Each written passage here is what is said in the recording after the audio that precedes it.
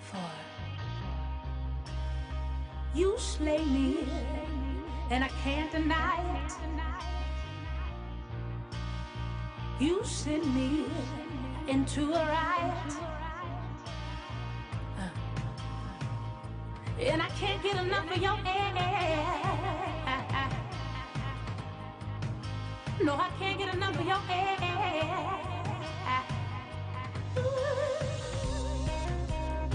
You move me, it's your hip-hop music. I don't like it, but I'm vibing to it. And I've never been a liar, so I gotta tell the truth. Broadcasting from the First National Bank Tower, this is KLEK Jonesboro, the voice of Arkansas Minority Advocacy Council. Jonesboro's community radio station. Your life, your music. KLEK 102.5 FM. Good Tuesday morning, Jonesboro. This is meteorologist Tim Root with your KLEK 102.5 forecast. Lots of clouds today and tonight. Chance of a few showers mainly today. And the high just over 50. And the overnight temperature about 33. Partly to mostly cloudy most of the night. A little bit of frost in the morning. Mostly sunny Wednesday. And the high 55 to 60. Low 60s with sunshine planned for Thursday. Jonesboro, that's your KLEK 102.5 FM weather. From Feature Story News in London, I'm Ollie Barrett. India is extending its nationwide coronavirus lockdown for another 19 days. President Trump says he has total authority over states over when they reopen their economies. UNICEF says tens of millions of children worldwide may not be vaccinated on time for measles because of the coronavirus outbreak. And UK scientists are meeting to look at the effects of the country's coronavirus lockdown and ways of easing it after the outbreak's peak. It's 9:01. KLEK LP Jonesboro, the voice of Arkansas Minority Advocacy Council. It's now time for Community Conversations, a program focusing on the people working to make the Jonesboro community a better place, while offering viewpoints from all sides of the issues. The views expressed in this program are those of the participants and do not necessarily reflect the views of KLEK 102.5 FM, the voice of Arkansas.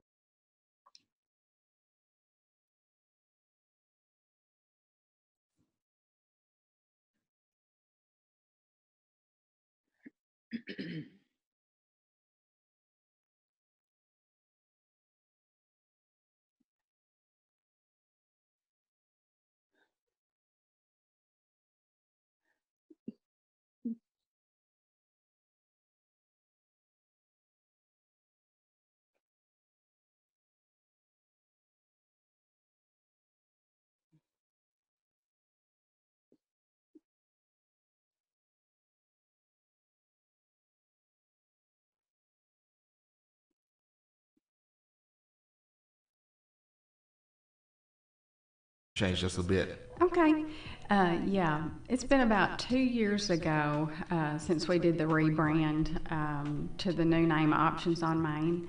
And the primary reason for that was to kind of bring things up to date. The way that our primary clientele gets their information, of course, is through the internet. They will search certain words, certain keywords when they're looking for options concerning their unplanned pregnancy. So if they're searching for options in Jonesboro, we will pop up and they will have our information. They'll go straight to our website. So that was the primary reason, but everything else that we do has not changed. We've been in Jonesboro for 40 years, and our new mission statement is that we are affirming love, we're advancing hope, and we're advocating for life in everything that we do. All right, Kubila, are you there now? Clientele gets their information. Kubila? Through the Okay, I'm hearing through the headphone. I guess she's still watching on, trying to catch up on the live feed. So, we're still working on getting all this new technology working and operating. So just please bear with us as we continue this. But continuing on, so let's talk about now we're dealing with the coronavirus and the pandemic as well. What is your organization doing during these times? We are taking donations almost every day concerning material items for new moms. We've got diapers, wipes, we've got baby clothes from newborn through 24 months. We are getting a lot more calls from girls, clients from outside of our area. We've had calls from Mississippi, as far away as Louisiana, and girls that are searching for their options that may be primarily abortion-minded. And when they look for options for abortion, again, our website pops up, but they will see that we have other alternatives that will help them make a life-affirming decision. And when they come in, all of our services are free. They'll get a free pregnancy test. They'll get a free ultrasound to confirm a viable pregnancy. And we want them to know that there is hope, there is help. If they need material items to help them get started, we can certainly do that. We also do adoption referrals. So there is always another option to abortion. There is help out there. All right, Quabila, are you with us now? Okay, she's here. I guess she can't hear me because I'm hearing her cough in the video, though.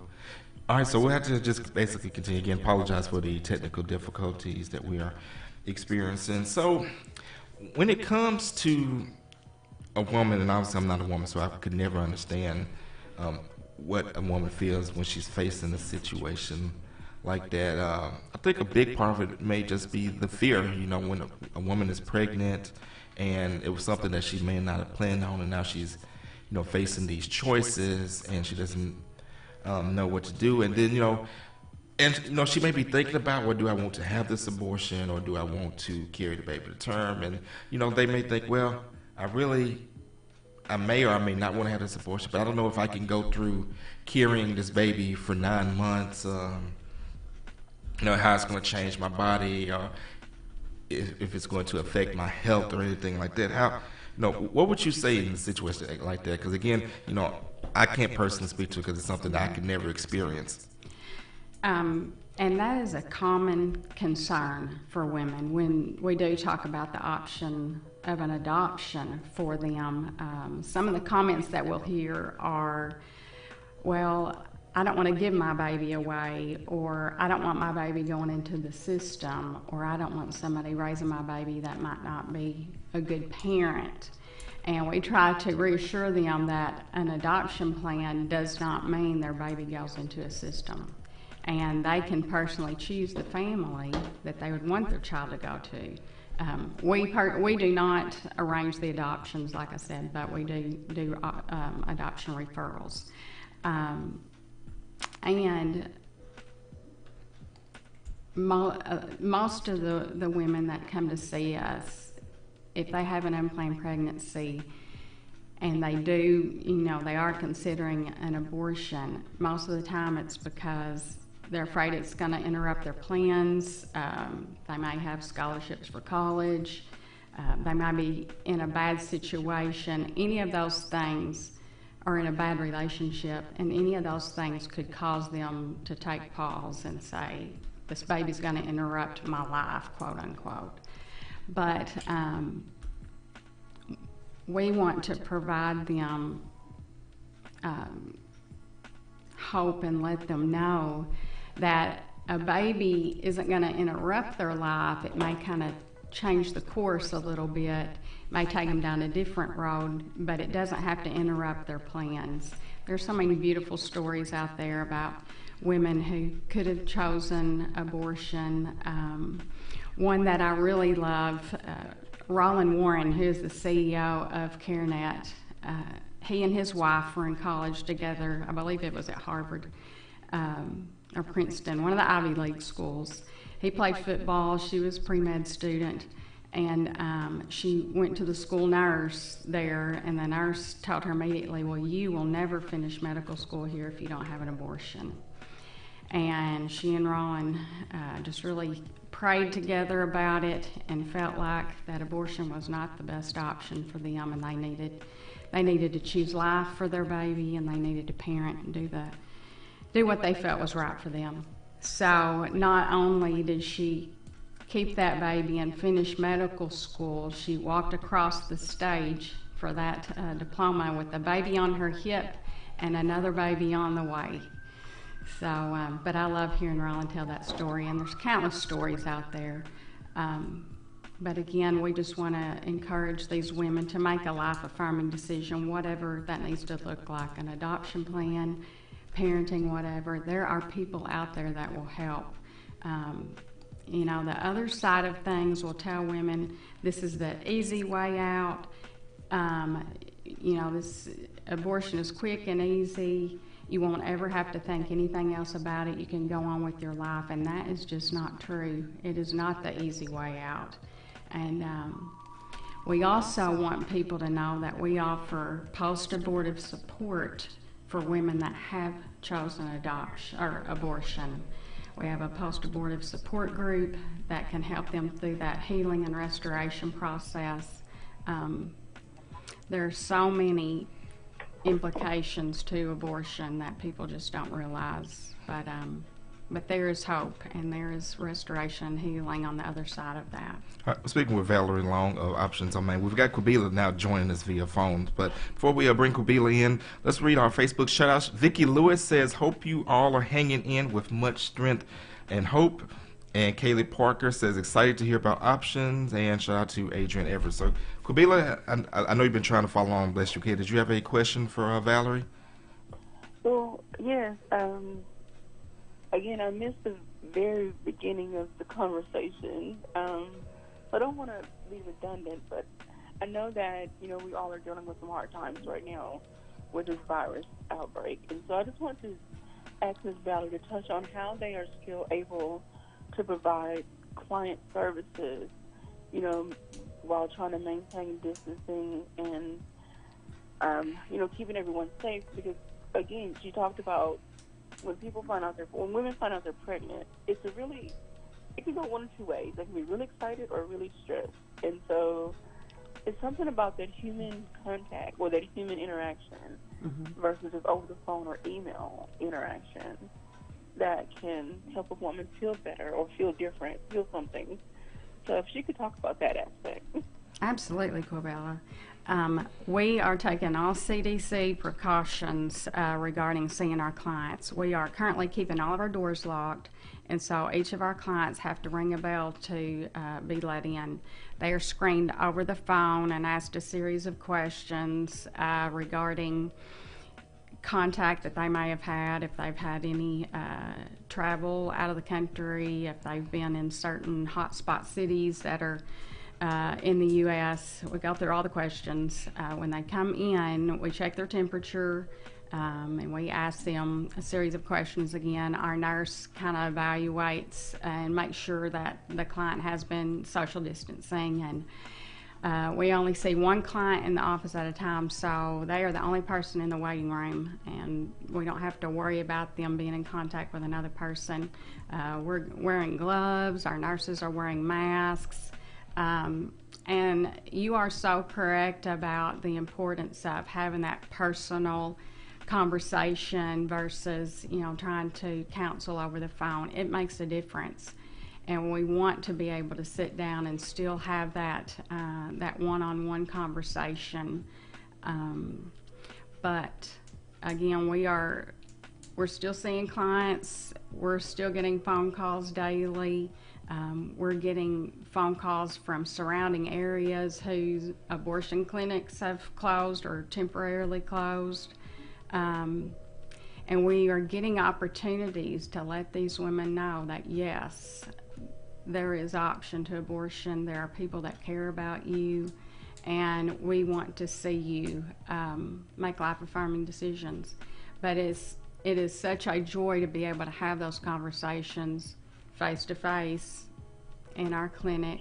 And even though these times are uncertain and things that are just unprecedented that we haven't seen in our lifetimes, this is such a unique opportunity to be able to minister and be creative, kind of thinking outside of the box and how we would normally do our work. But it's like we're getting new and unique opportunities around every corner, and we're being connected with people that we wouldn't necessarily have ever even come in contact with. So it's good. It's a good thing.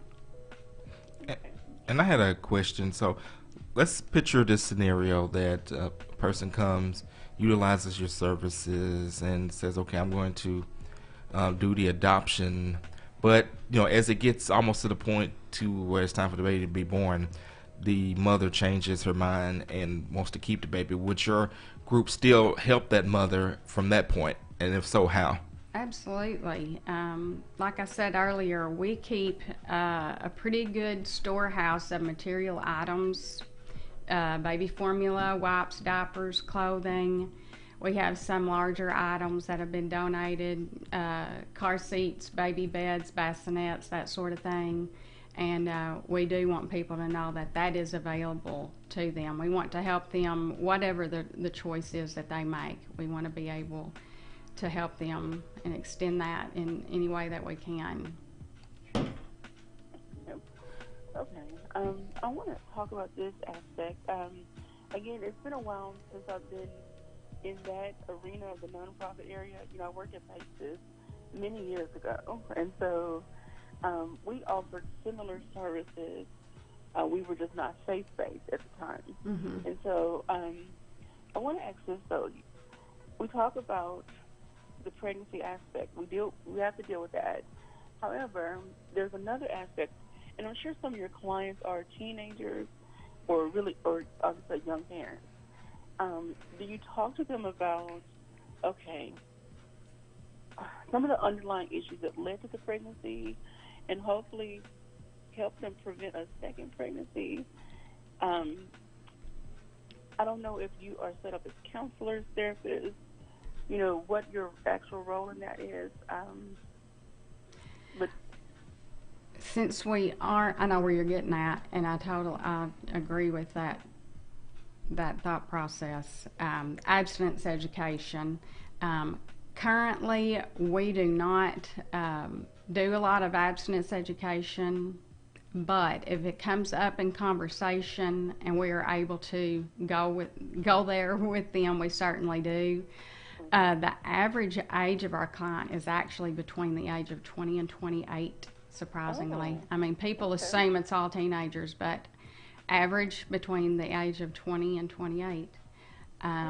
But when we have the opportunity to talk about abstinence, absolutely. And as a faith-based nonprofit, we do not talk about birth control because biblically we want to see our clients choose abstinence across the board, even if they have had a child or they've had sex outside of wedlock, whatever.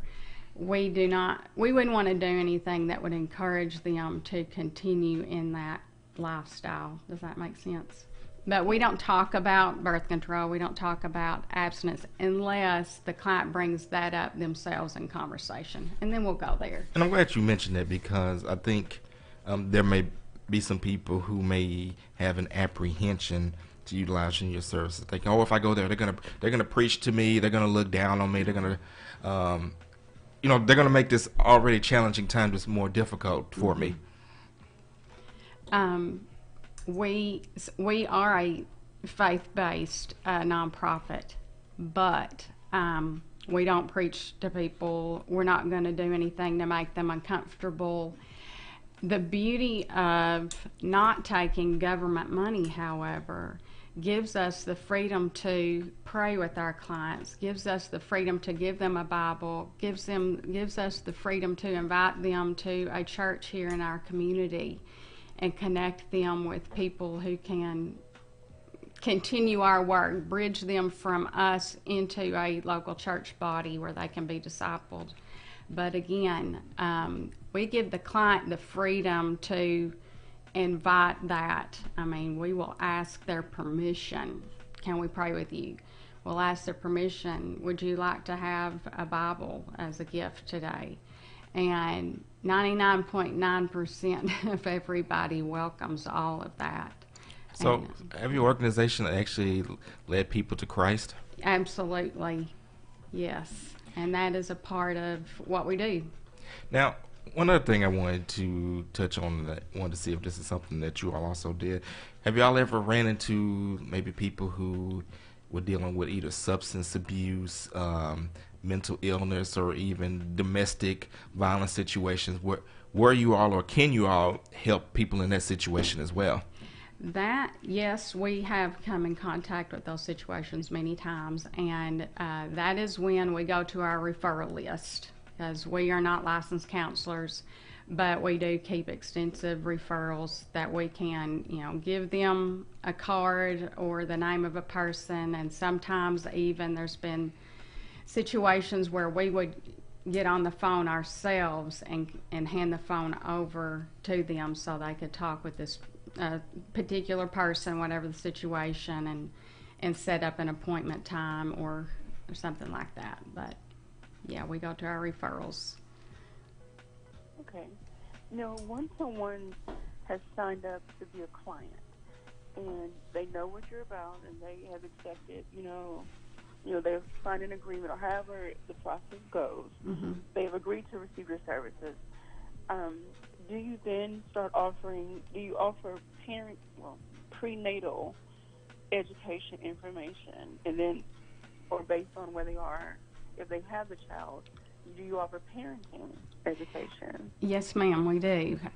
We offer what's called empowerment classes, and those go typically about 8 weeks, and we offer, I think we do that about 4 times a year. Of course, we're not doing our classes right now due to social distancing and COVID-19, but we invite professionals from the community to come in and kind of co-teach, co-lead those classes with us. We will have our medical director, Dr. Brad Fields, will come in and talk to the girls about what to expect in labor and delivery. We'll have our nurse manager talk about lactation and nursing for their babies. We'll have a lady come in and talk about child safety, proper installment of your car seats. We'll talk about diet and nutrition, prenatal nutrition, just a whole gamut of things, and even practical life skills. We'll have our financial administrator come in and talk to the girls about how to balance a budget. All right, getting ready to get toward the end of our segment, but want to first of all thank you for stopping through the studio today, and I got to say this on the air. Thank you for this Options on Main mug. She brought this for a birthday gift. Oh, it has a verse on it. It says, I knew you before I formed you in your mother's womb. Before you were born, I set you apart and appointed you as my prophet to the nations. Jeremiah 1:5 NLT.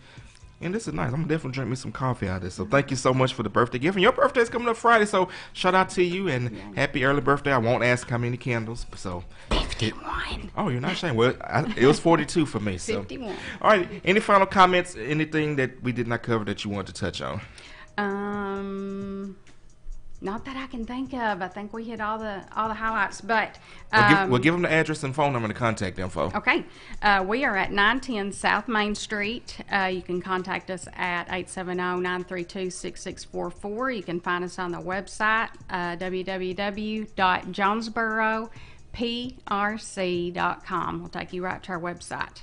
And you need to give the hours, right? Oh yeah. Monday through Friday, 10 to 4, and we are still regular hours, regular days.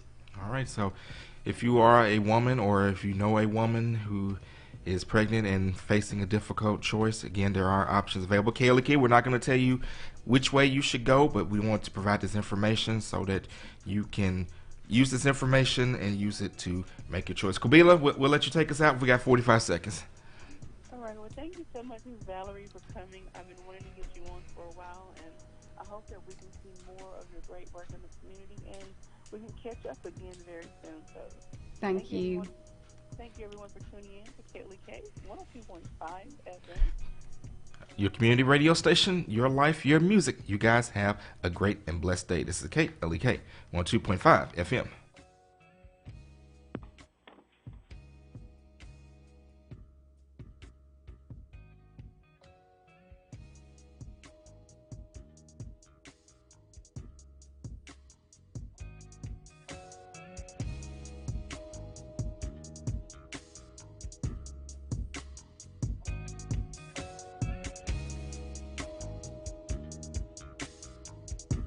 Thank you for listening to Community Conversations on KLEK 102.5 FM, a program focusing on the people working to make the Jonesboro community a better place while offering viewpoints from all sides of the issues.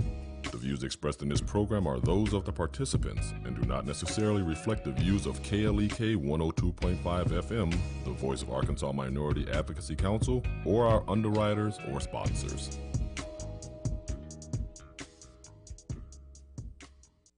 Does your home need some organization? I'm Mark Merrill.